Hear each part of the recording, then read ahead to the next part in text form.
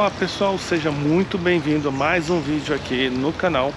Para você que não me conhece, meu nome é Rogério Santos, sou perito judicial, atuo como assistente técnico.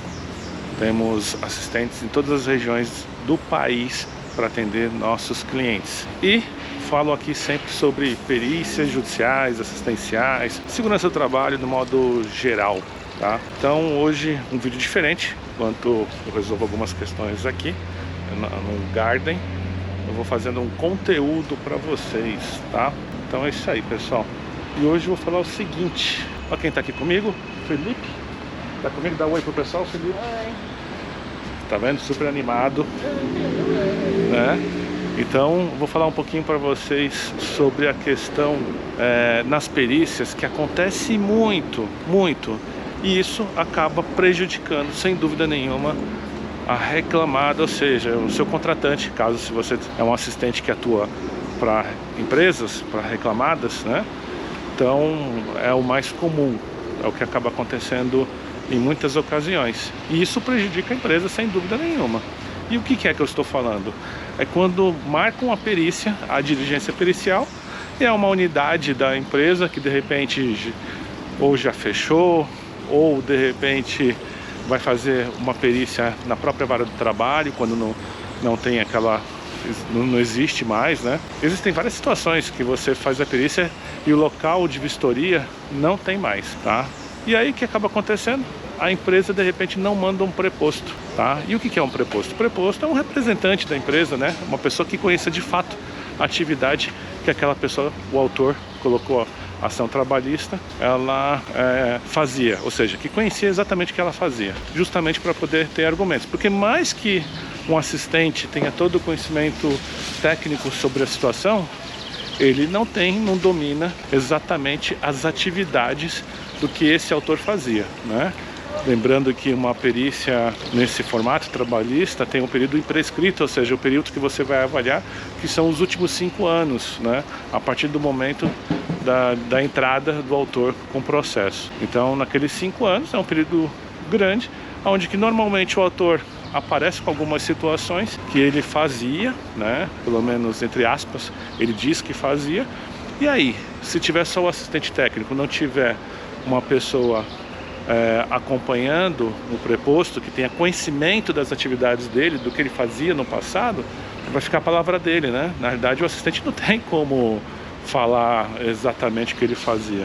Os assistentes normalmente são contratados, são pessoas que vão lá para poder fazer o serviço, mesmo que são assistentes antigos que estão na empresa já atuando há algum tempo. Sempre tem características de determinadas atividades e funções que o reclamante põe, e aí é importantíssimo o preposto, uma pessoa que tenha o conhecimento, para ficar no laudo pericial, a gente conseguir justificar, pedir para o perito, olha, essa é a versão do autor, só que a reclamada não concorda, ele não faz esse tipo de atividade.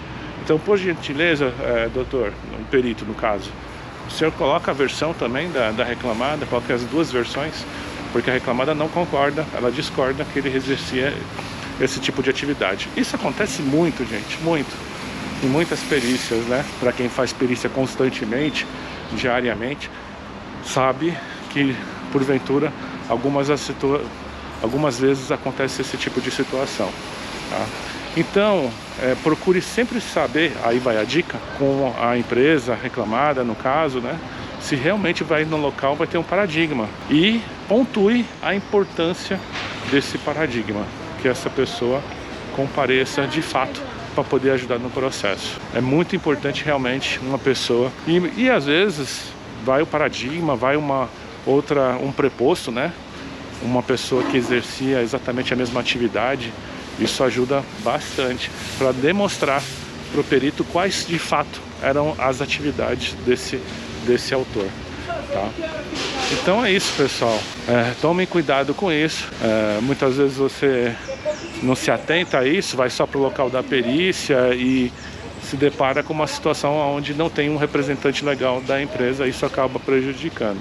E acontece muito, né? Acontece também em situações dessa, quando a perícia não é no local da empresa exatamente, é um a um cliente da empresa, né? Ou um terceiro também. E aí vai lá o assistente técnico, tem lá uma pessoa da empresa, onde ele exercia a atividade, mas do seu contratante mesmo, não tem. E aí acaba prejudicando. E nem sempre a pessoa, né, onde vai estar essa perícia, onde é o seu cliente ou onde é o seu prestador de serviço, às vezes ele não sabe também a atividade. Por isso que é importante você sempre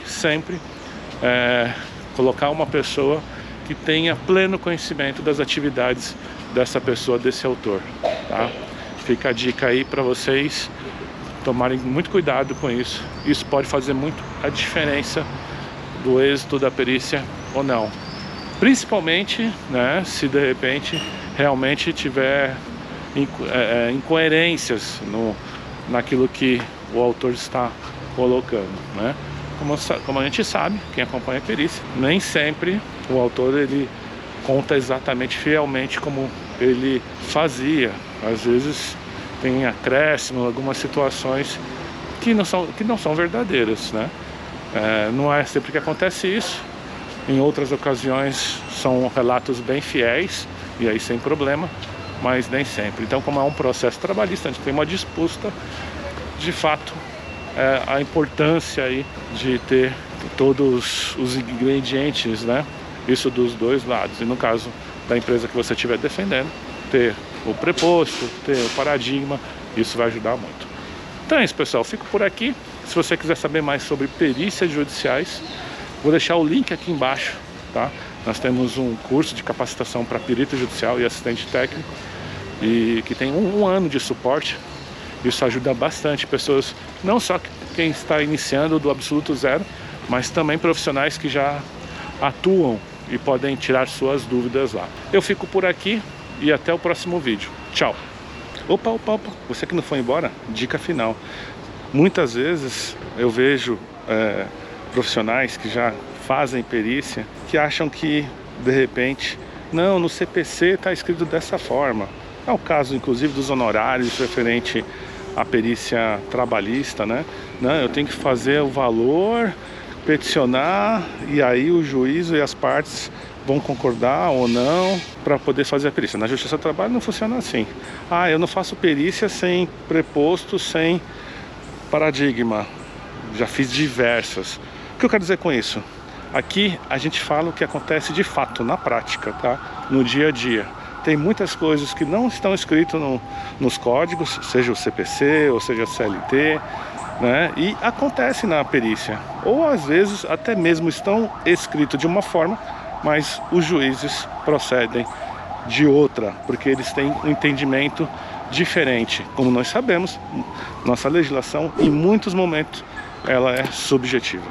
Então é isso, pessoal. Dica final. Um abraço, se inscreva no nosso canal, dê o seu like e até a próxima. Tchau!